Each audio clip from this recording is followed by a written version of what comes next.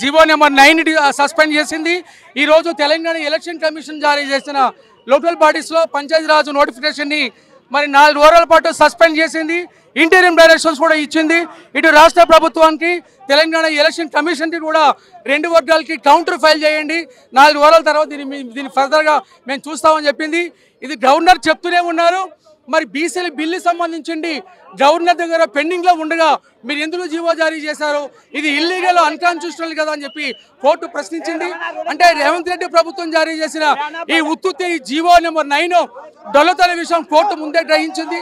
నిజంగా బీసీల పట్ల చిత్తశుద్ధి ఉంటే కాంగ్రెస్ పార్టీకి, కాంగ్రెస్ ప్రభుత్వానికి, అదే జాతీయ స్థాయిలో పార్లమెంట్లో వీళ్ళ నాయకుడు రాహుల్ గాంధీ నాయకత్వంలో ఉన్న ఇండియా కూటమి ఎంపీలంతా కూడా మరి నరేంద్ర మోడీ ప్రభుత్వం మీద ఒత్తిడి తీసుకొచ్చి పార్లమెంటులో బిల్లు పెట్టించి పార్లమెంట్లో చట్టం చేసి ఇది 9th షెడ్యూల్లో పెడితే తప్ప బీసీలకి న్యాయం జరగదు. బీసీలకి విద్యా ఉద్యోగ రిజర్వేషన్తో పాటు రాజకీయ రిజర్వేషన్ కూడా రావాలంటే ఇది రేవంత్ రెడ్డి ఇచ్చిన దొంగ జీవోలు. జీవో నెంబర్ 9 ఇదంతా కూడా దొల్లతనం ఉత్తుత్తి జీవో. ఇది బీసీల యొక్క ఆత్మగౌరవాన్ని, బీసీ సమాజాన్ని దెబ్బతీసింది.